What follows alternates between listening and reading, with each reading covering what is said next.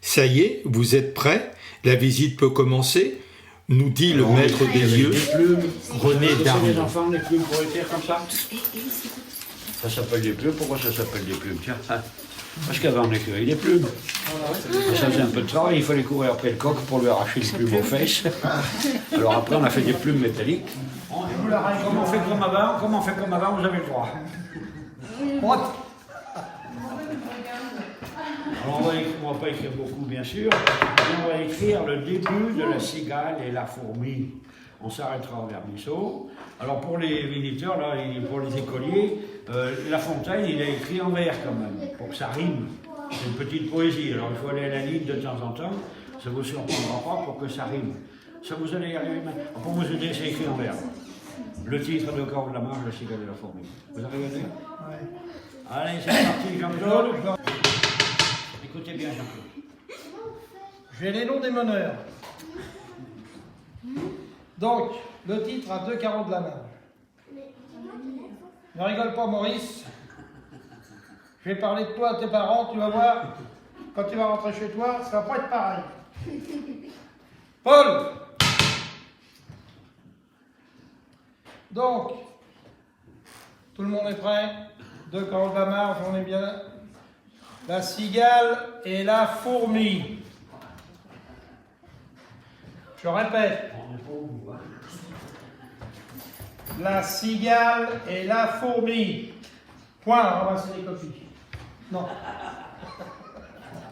La cigale, virgule, ayant chanté tout l'été, virgule. Céline, tu passeras me voir après la dictée.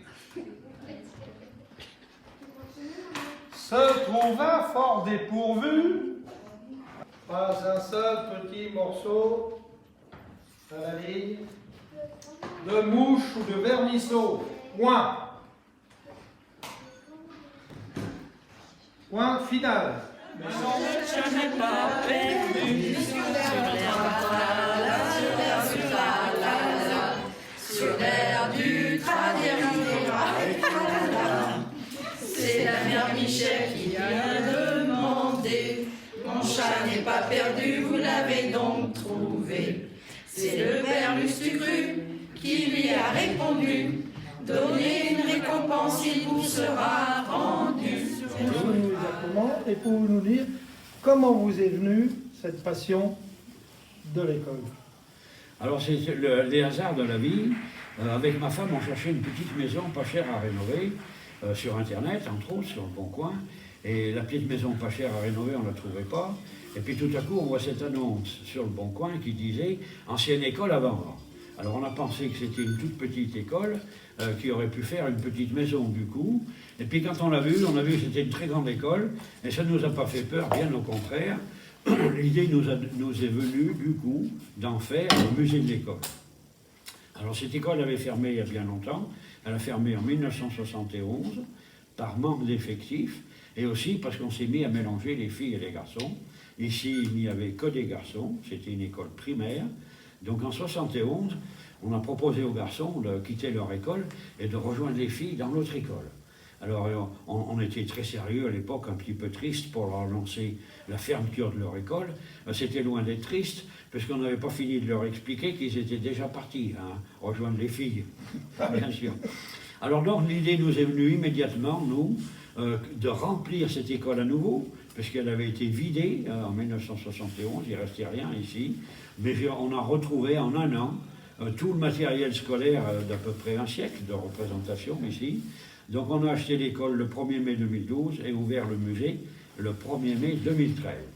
Alors dans le village, ils étaient un peu surpris qu'on réveille ce bâtiment qui dormait depuis plus de 40 ans. On s'est moqué un petit peu de nous d'ailleurs, en nous disant qu'on n'aurait jamais personne, qu'un musée de l'école, ça n'avait pas de sens. Alors on n'a pas eu beaucoup de visiteurs la première année, en 2013, mais on a quand même approché les 2000 visiteurs. Et puis le bouche à oreille fait que ça progresse d'année en année. Et l'année dernière, on a dépassé les 7000 visiteurs. Succès parce qu'on a l'originalité d'être un musée vivant, on va dire. puisque les visiteurs deviennent eux-mêmes acteurs, et ils jouent le rôle, ils participent, ils deviennent écoliers, on écrit à la plume, on met des blouses, on met des périls. Et on fait une dictée, ils font des fautes comme par hasard, ils font des fautes, et ben, si on fait des fautes, on a l'humiliation de mettre le bonnet d'âne.